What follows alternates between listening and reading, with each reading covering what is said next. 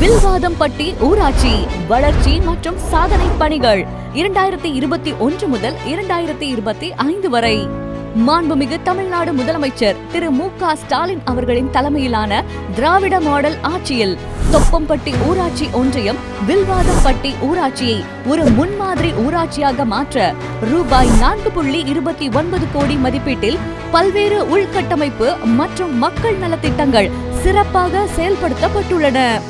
வணக்கம்ங்க, என் பேர் அருண்குமாருங்க. நான் வில்வாதம்பட்டியிலிருந்து பேசுகிறேங்க. இப்போ எங்கள் அமைச்சர் சக்கரபாணி அண்ணனை பற்றி சொல்லணும்னா சொல்லிகிட்டே போகலாம். அந்த அளவுக்கு இருக்குது அவர் நிகழ்த்தின சாதனைகள்லாம். எடுத்துக்காட்டுக்கு இங்கே சொல்லணும்னா எங்கள் ஊரில் மண் தடை இல்லாத அளவுக்கு தார் சாலை, சிமெண்ட் தலை எல்லாமே அமைச்சு கொடுத்துட்டாரு. மண் தெருவே இல்லாத அளவுக்கு ரோடு போட்டு கொடுத்துருக்காரு. சாக்கடைகள் எல்லாமே ரொம்ப தேங்கி நிற்காத அளவுக்கு சுத்தம் பண்ணி கொடுத்துருக்காரு. இதை தவிர இன்னும் நிறைய நல்ல விஷயங்கள் செஞ்சுருக்கிறாரு. ஏராளமான சிமெண்ட் தளங்கள், வண்ணக்கல் பதித்தல் போன்ற பணிகள் நடைபெற்று கொண்டிருக்கிறதுங்க. சாலை மற்றும் போக்குவரத்து மேம்பாடு மதிப்பீடு ரூபாய் 85.31 லட்சம். மக்களின் பயண நேரத்தை குறைக்கவும் பாதுகாப்பான போக்குவரத்தை உறுதி செய்யவும் தரமான சாலை கட்டமைப்புகள் உருவாக்கப்பட்டுள்ளன.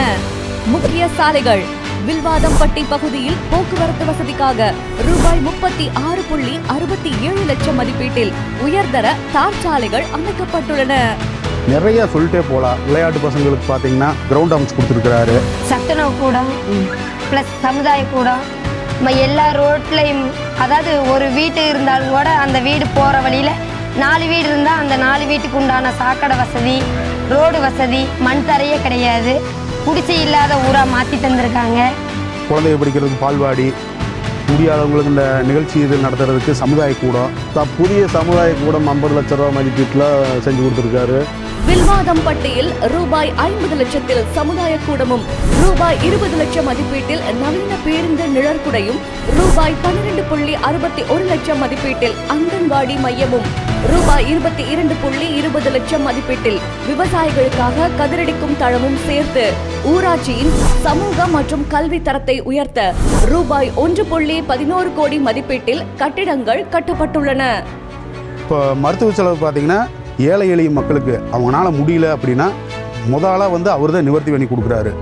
எடுத்துக்காட்டுக்கு நாங்களே இருக்கோம், எங்களுக்கும் பண்ணி கொடுத்துருக்குறாரு. அதுக்கே அண்ணனுக்கு நாங்கள் நன்றி சொல்லணும். அதே போல் இன்னும் சொல்ல படிக்கிற பையன்களுக்கு பார்த்தா வேணுங்கிற சீட்டு அது இதுன்னு ஏதாவது ஏழை எளிய மக்களுக்கு கிடைக்கலையா, உடனே ரெஃபர் பண்ணி ஏதோ ஒன்று அவர் நல்லபடியாக பண்ணி கொடுக்குறாரு. இப்போ பார்த்தா முதல்லலாம் நம்ம போய் தேர்வு எழுதுறதுக்கு திணறுவோம் எல்லா பக்கம்.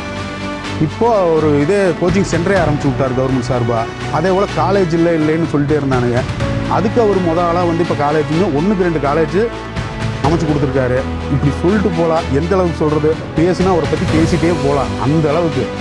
அனைவருக்கும் பாதுகாப்பான வீடு என்பதை உறுதிப்படுத்தும் வகையில் புதிய வீடுகள், கலைஞர் கனவு இல்லம் திட்டத்தின் கீழ் 14 வீடுகள் மற்றும் PMAY திட்டத்தின் கீழ் 3 வீடுகள் என மொத்தம் ரூபாய் 48.5 லட்சம் மதிப்பீட்டில் புதிய வீடுகள் கட்டப்பட்டுள்ளன. வீடு சீரமைப்பு வசிப்பதற்கு தகுதியற்ற நிலையில் இருந்த 14 பழைய வீடுகள் ரூபாய் 12.27 லட்சம் மதிப்பீட்டில் முழுமையாக சீரமைக்கப்பட்டுள்ளன. கட்டடங்கள் பராமரிப்பு துறையின் சார்பாக 2 பள்ளிகளுக்கு இந்த விடுமுறை நாட்களில் மராமத்து வேலைகள் நடைபெற்று கொண்டுள்ளது. மகளிர் உதவித்தொகை திட்டம், அப்புறம் இந்த பொங்கல் பரிசு, அது இல்லாமல் வீடு இல்லாதவர்களுக்கு வீடு கட்டுறது. வீடு கட்டியும் கூட எங்கள் ஊரில் அது பயன்பாடு இல்லாமல் வழித்தடம் இல்லாமல் இருந்துச்சு ரொம்ப நாளாக. அது அவர் சொந்த செலவில் எங்களுக்கு சரி பண்ணி கொடுத்தாரு. அது இல்லாமல் சத்துணவு கூடம் கட்டி கொடுத்தாரு. அது இல்லாமல் கலைஞர் கனவு இல்லம் நிறைய கட்டி கொடுத்துருக்காங்க. இப்படி எண்ணற்ற திட்டங்கள், மேல்நிலை தொட்டிக, நிலத்தடி நீர்மட்டத்தை உயர்த்தி தடையற்ற குடிநீரை வழங்க மண் அணைகள், மேல்நிலை நீர்த்தேக்க தொட்டிகள், குழாய் இணைப்புகள் போன்ற பணிகளுக்காக சுமார் 64.51 லட்சம் ரூபாய் மதிப்பீட்டில் பணிகள் மேற்கொள்ளப்பட்டுள்ளன. நிர்வாகம் மற்றும் பசுமை திட்டங்கள் மதிப்பீடு ரூபாய் 11.55 லட்சம். தூய்மை பணி வாகனங்கள், தெருக்களை தூய்மையாக பராமரிக்க ரூபாய் 6.64 லட்சம் மதிப்பீட்டில் புதிய மின் வண்டிகள் வாங்கப்பட்டுள்ளன. பசுமை தமிழகம் சுற்றுச்சூழலை பாதுகாக்க ரூபாய் 3.41 லட்சம் மதிப்பீட்டில் ஊராட்சியின் பல்வேறு பகுதிகளில் மரக்கன்றுகள் நடப்பட்டு பராமரிக்கப்படுகின்றன. இன்னும் சொல்ல போனோம்னா அவர் கட்சி பாகுபாடு இருக்காது.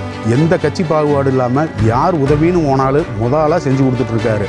அமைச்சர் இதுதான் பண்ணுவார் அப்படின்னு இல்லை. எங்களுக்கு கஷ்டம், ஒருத்தவங்களுக்கு படிப்பு உதவி வேணும், இல்லை ஒருத்தவங்களுக்கு திருமண உதவி வேணும், இந்த மாதிரி மருத்துவ உதவி வேணும், எது வேணாலுமே நாங்கள் யோசிக்காமல் அவரை ரொம்ப ஈஸியாக அவரை போய் பார்க்கலாம், கேட்கலாம்.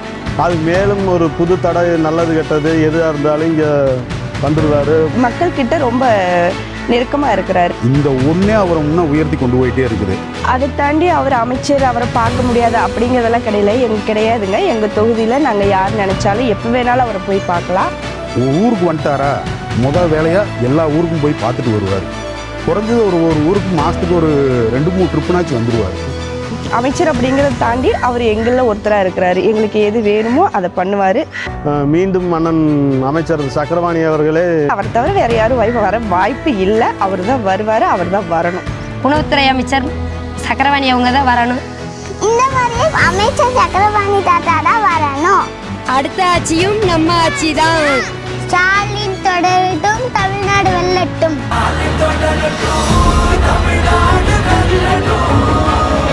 தமிழ்நாடு போராடும், தமிழ்நாடு வெல்லும்.